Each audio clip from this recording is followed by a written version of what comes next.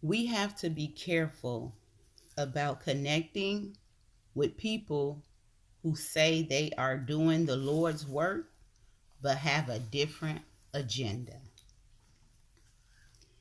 If you are portraying yourself on YouTube to be a loving, caring person, but in person you are not, and the fruits you bear is not what you are preaching, that is deceit.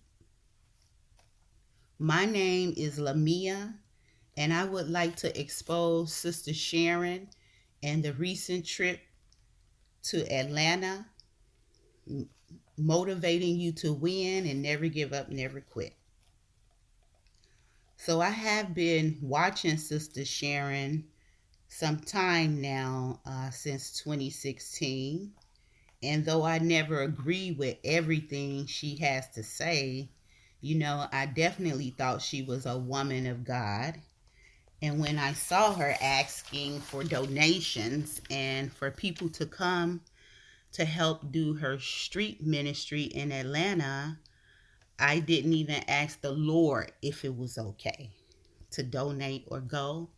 I just sent Sister Sharon an email letting her know that I would love to donate and come help with the street ministry. It wasn't long before she called me, and I felt important that she even took the time out her day to do so. So we spoke, and I told her how my children and I do street ministries in our own city, passing out water and telling people to choose Christ and choose life. And I would love to join her. I told her I would send her some pictures of my children and I did, along with my driver's license and ID. I just wanted her to know who I was. She was very enthusiastic, saying this would be her very first trip to Atlanta and how excited she was. I told her I wanted to donate $1,000 but was out of town and could have my husband send it for me. The first red flag was when she said, "Oh no, don't tell him. I can wait until you get home and handle it yourself." So I thought, that's kind of strange. She know when you marry you are one, but nevertheless, I got home and I sent a $500 because I didn't know what I know now. So little time went on, and before the trip, Sister Sharon sent me the handmade skirt and a never quit, never give up shirt. So I was all ready for the mission. I was prepared. I knew her rules. I knew that she didn't want you to wear any makeup. She didn't want any jewelry. She didn't want to see anyone's shape. And I was ready to be decent and in order. So I prayed that the Lord will humble me even more before the trip because I knew I had to be.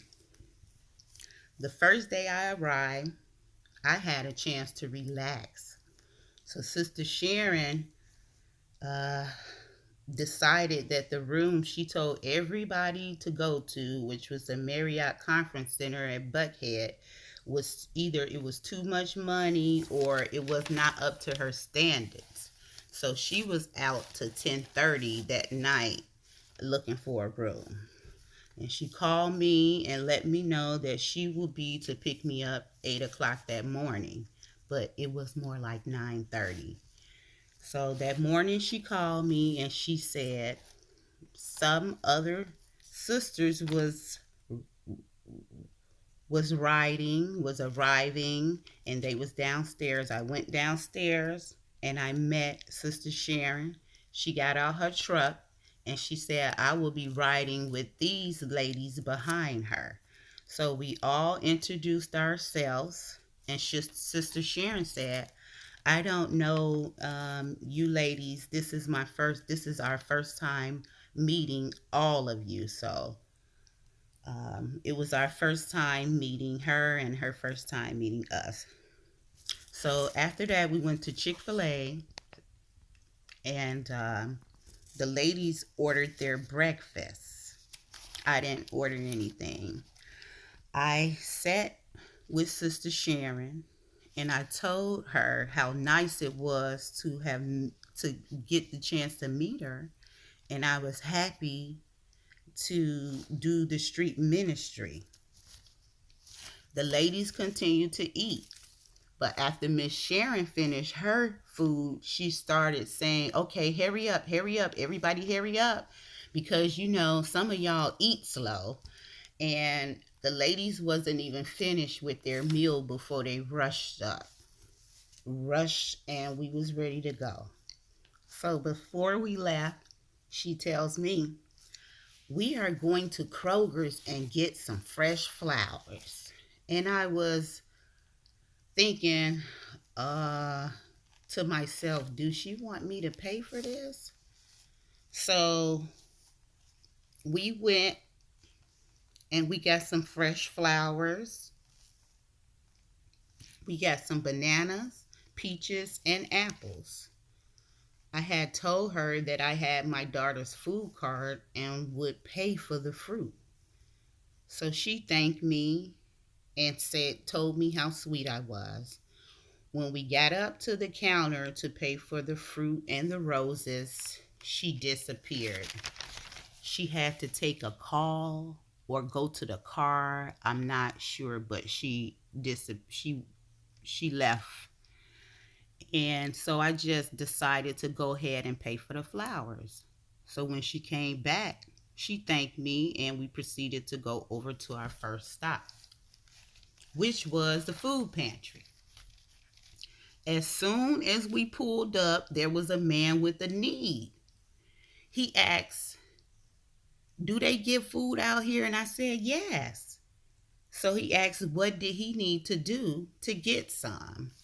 So I asked a woman who was standing in line to receive food, what do this man need to do so he can be served? And she stated he need a picture ID and $10. When the man was grieved, he said he didn't have $10. So I pointed him to Sister Sharon and told the man to go to her with his request. And he did. He went to Sister Sharon and he said, may I please have some fruit? I have 2 small grandkids that I'm taking care of and anything will help. Sister Sharon told him to stand in line. They had plenty of food for him. He told her that he didn't have the $10 to get the food and it would really help him if he could get the fruit. She went back and forth with this man until he walked away a beaten man. I was stunned. I was shocked, and I could not believe she turned this man away. We got the fruit to give away, and I just couldn't understand. I called up with the man and told him, I don't care what she said. I would give you some fruit, and I did just that. The man was grateful, and I was left speechless, wondering, where is the compassion? I continued to wait to see what she would have me do. And she opened the van and started setting up her business, because that is exactly what is being pushed more than Christ. I began to help her take the things out of the van. When she told me to stop, she has a certain way of doing things, so I took several seats. Another sister began to give out pouches that looked to contain $20 in it when she grabbed it back and said, oh no, sister, I don't give these out here. These are for special people. So she started handing out her random acts of kindness, which consist of her business logo and slogan. And I did not hear her tell them anything about Christ. She had me in charge of the t-shirts, and I was told each person could have a small, medium, or large. So I gave the t-shirts away as she spent some time in the food pantry recording while we were outside doing the work. In fact, she said that she was the female Tyler Perry as she showed us how to pose and positioned us in the way she wanted us to look. So she reappeared outside and started recording two sisters, showing her giving them these prayer boxes and how to use them. So after she gathered all the good footage that she needed for the donors, she was ready to go where we were supposed to meet the minister and the sister. So along the ride, I noticed a sister, one of the sisters, who could be considered a mother because she is older than Sister Sharon. Spirit was disturbed. As we talked, she shared that she was upset because Sister Sharon had came to her and said, because she is a delicate, soft-spoken, quiet woman, that she was depressed and had a negative attitude. This had the sister taken aback, and she was very, very insulted, especially that this was the first time Sister Sharon was meeting her, and she had her read wrong, and she was very judgmental. So we encouraged the lady not to, accept Sister Sharon's negative thoughts.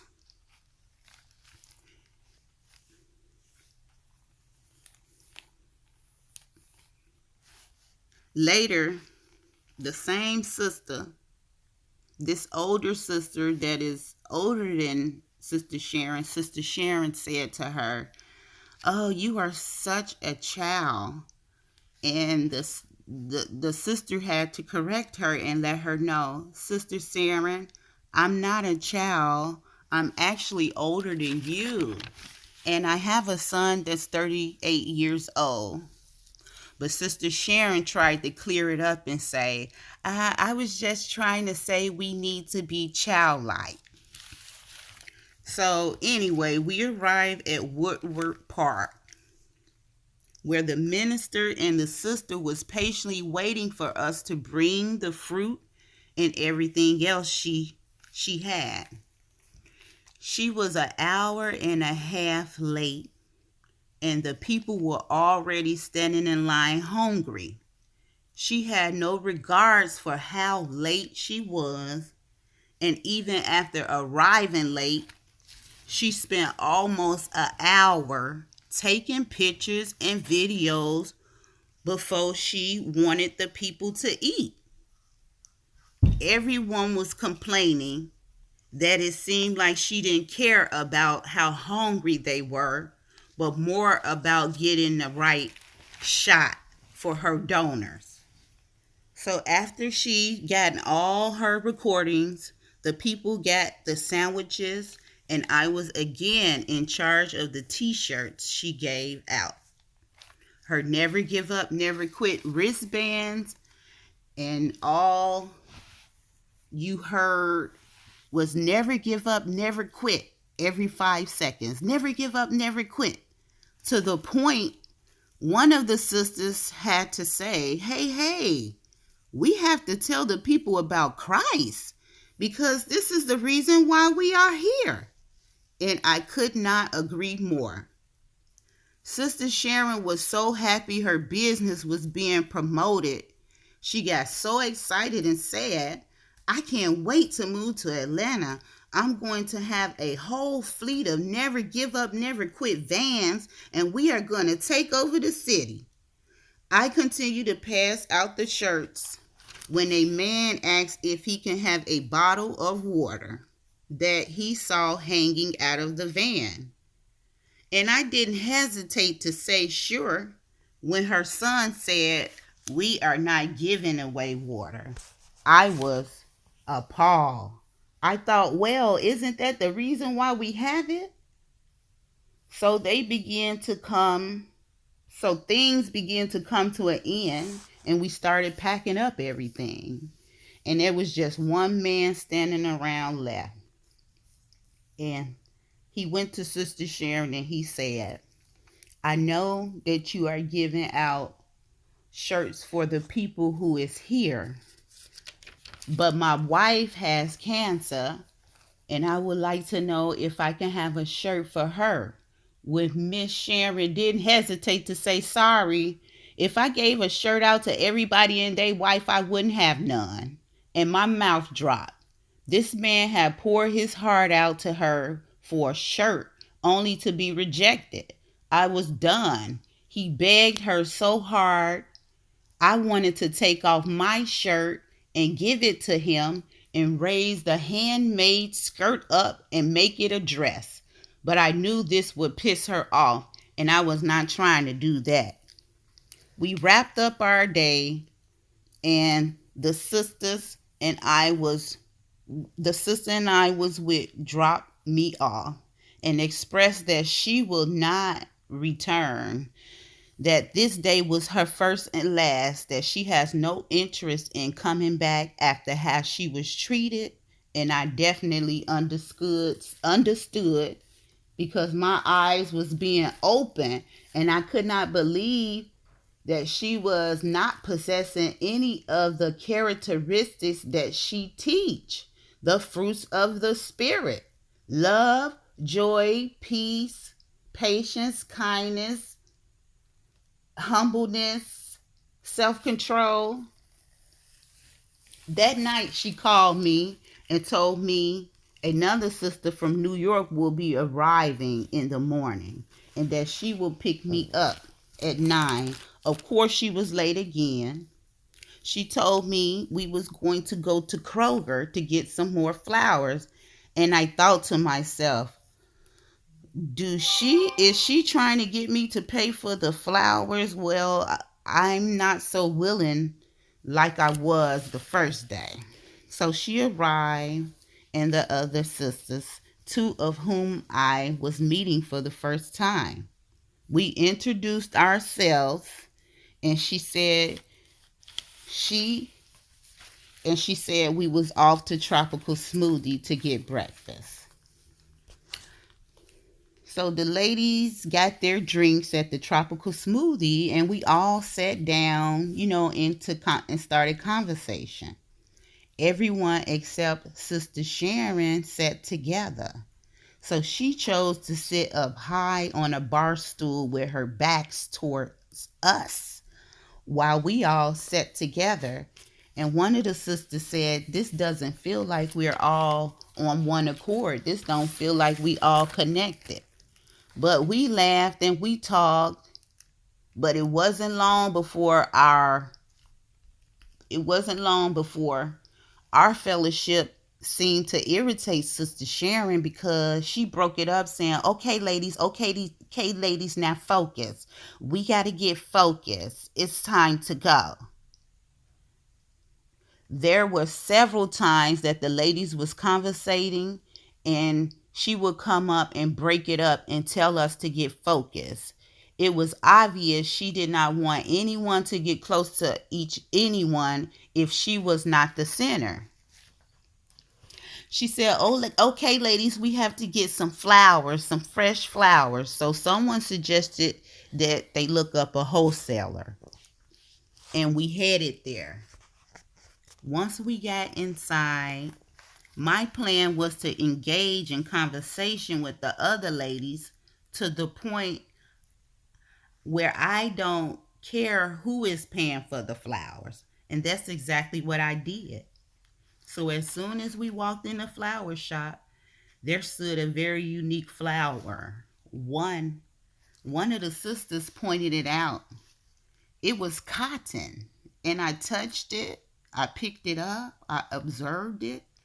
I was amazed as it was my first time seeing a cotton plant. So the sister, seeing how interested I was, and she inquired about the price. At this time, Sister Sharon had the other ladies freezing in the freezer, holding flowers, trying to get the perfect shot. The man said the price of the flowers, but I didn't have any money. So the sister said, I'm going to bless you with these flowers to take back home and show your children and anyone who has never seen a cotton flower.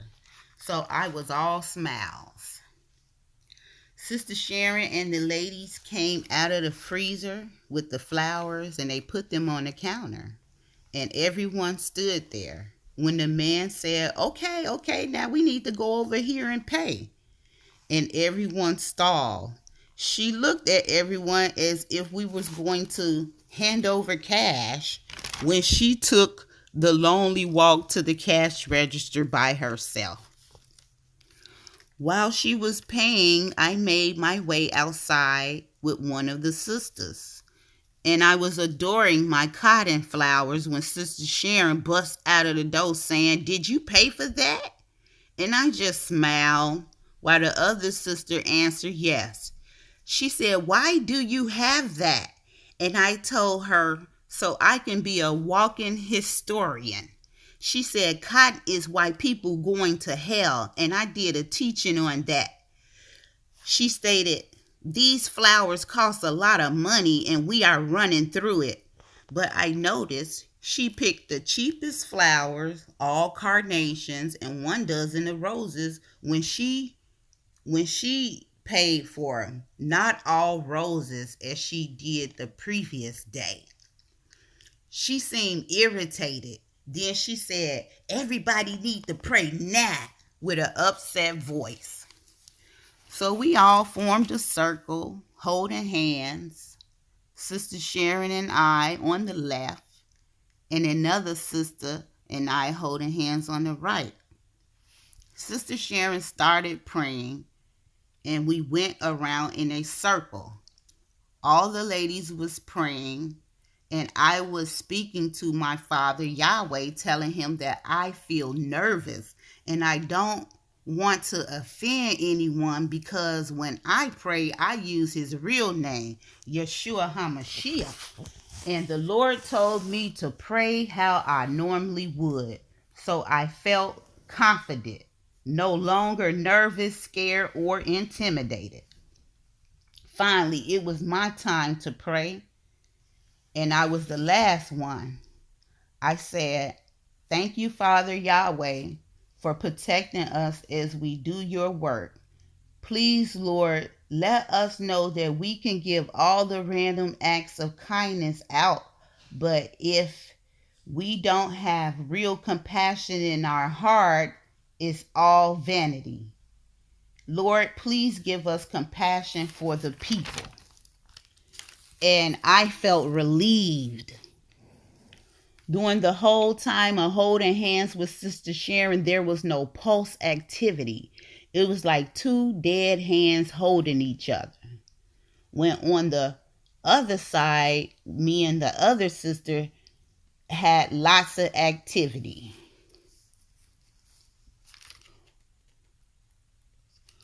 We went to our first place, which was Grady's Children's Hospital, but was turned away.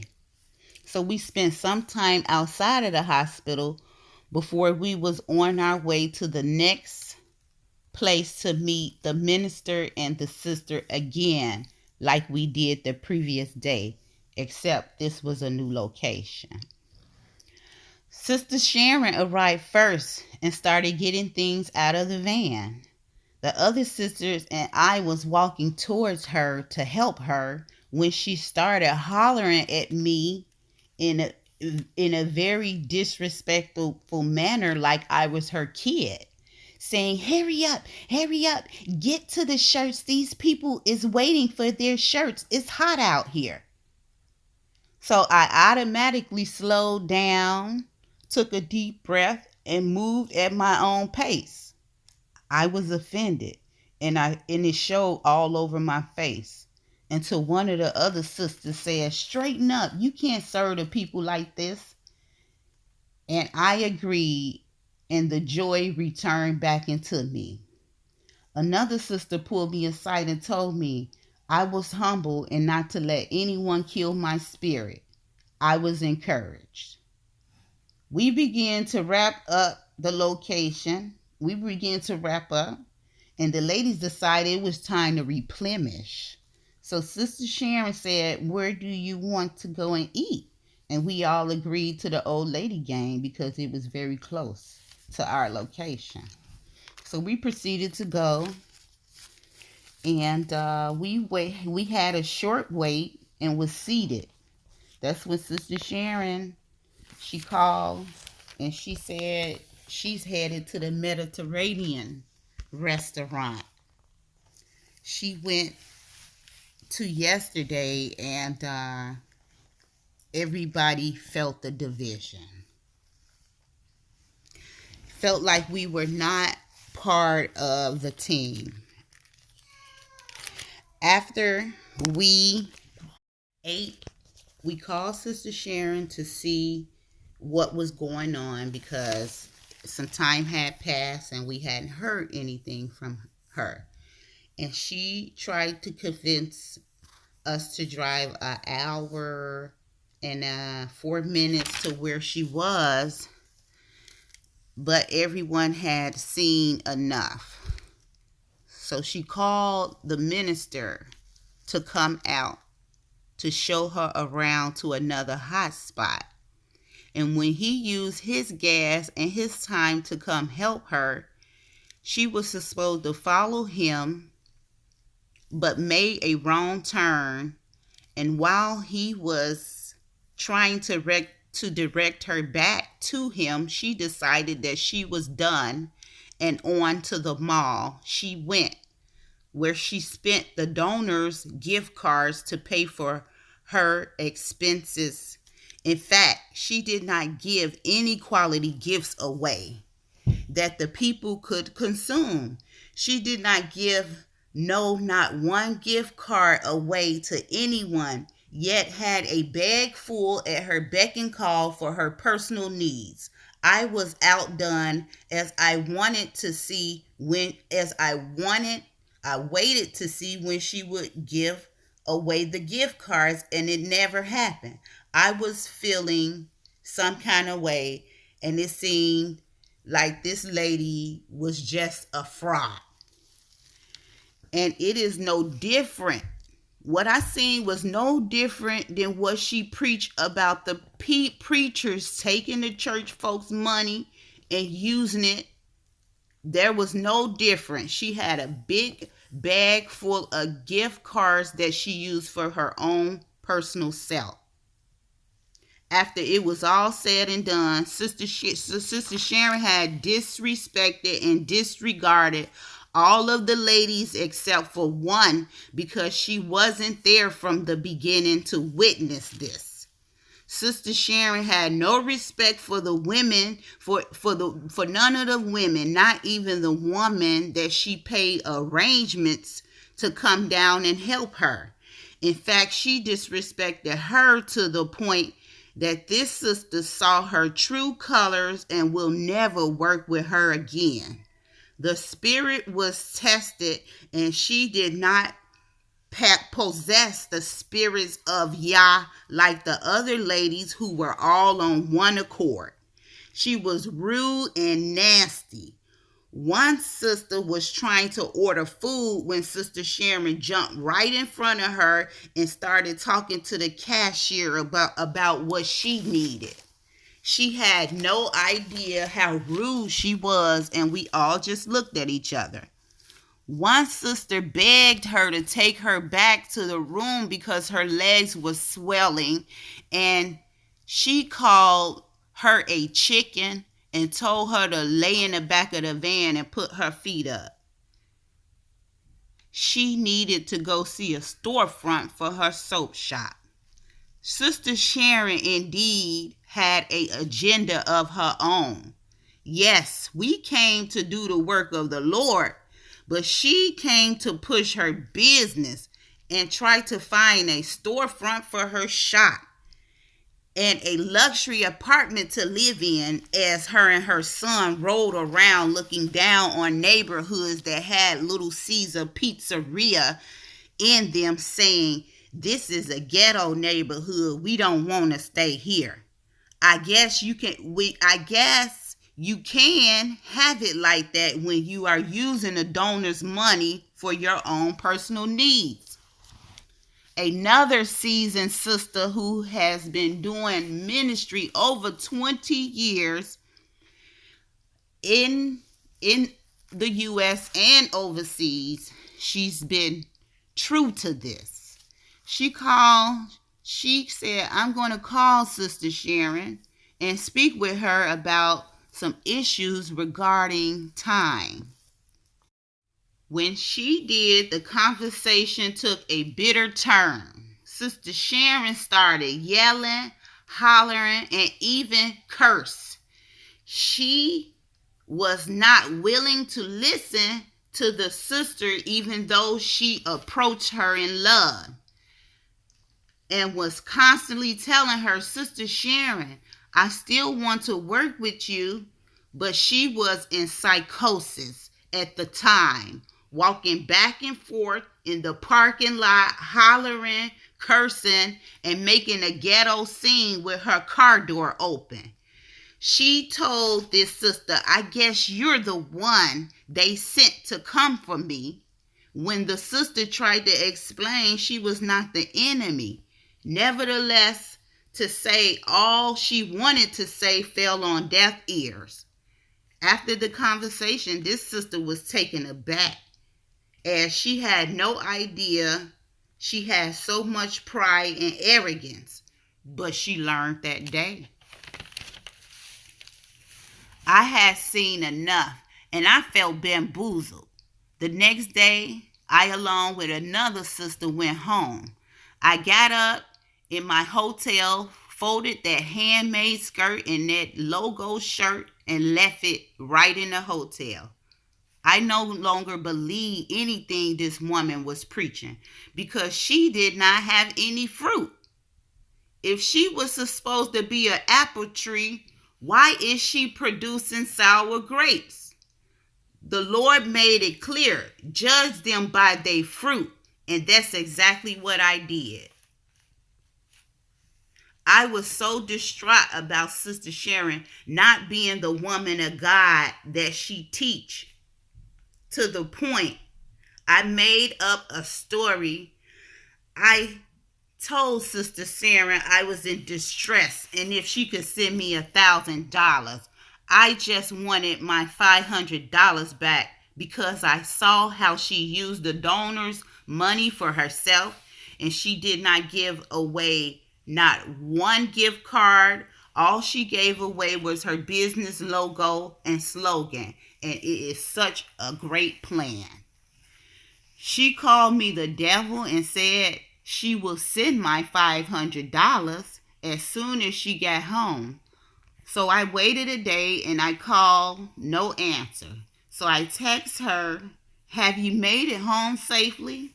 She did not reply, but later called and told me she was concerned about my mental health and that I should get help, and she would not give me back my $500. I told Sister Sharon I lied when I said I was in distress. The truth is, I just wanted my money back, because I saw how she spent the money on herself and did not give any of the gift cards away. I told her I felt deceived, and also my husband, who she told me not to tell about the money, was not happy. She said that was my problem, and that I was a fan of Sister Sharon, and I came down to see her and got my feelings hurt. I knew then that I was going to let everybody know this lady's rotten fruit that she is bearing. Sister Sharon is not what she seemed. It is a huge difference. I mean, you would be stunned. She is a wolf in sheep's clothing, taking donations and living large, all while lying, saying it's going to the people, when in actuality, the only thing that's going to the people is her logo, her organization t-shirts. She is very crafty, and I am just shocked.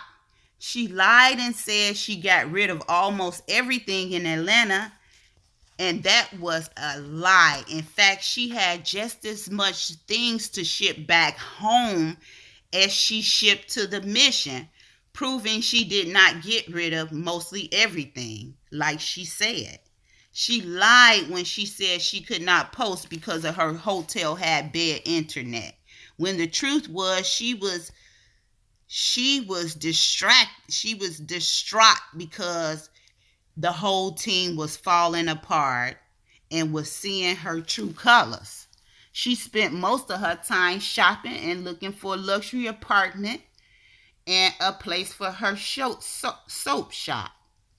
She is using donors' money to act as if she is resupplying her van, when in fact she does not give away most of the stuff anyway.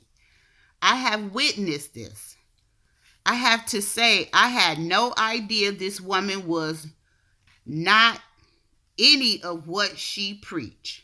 I was grieved to know this woman is driven by donations more than having a compassionate heart for the people, and wanted again to warn everyone that we have to be careful about connecting with people who say they are doing the Lord's work but have a different agenda. Ask the Lord, is this person really about you?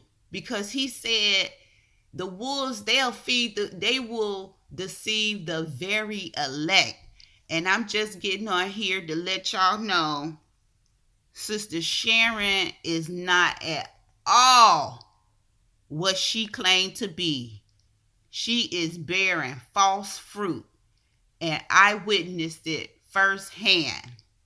So before you want to give or be a part of a ministry that got another agenda and you think it's all about the Lord, just seek him. Seek him first. What's in your spirit will show up in your behavior. And that is what Sister Sharon displayed. What was in her spirit came out in her behavior.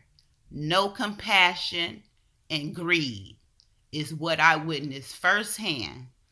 So I just wanted to warn the people and tell you all to be blessed.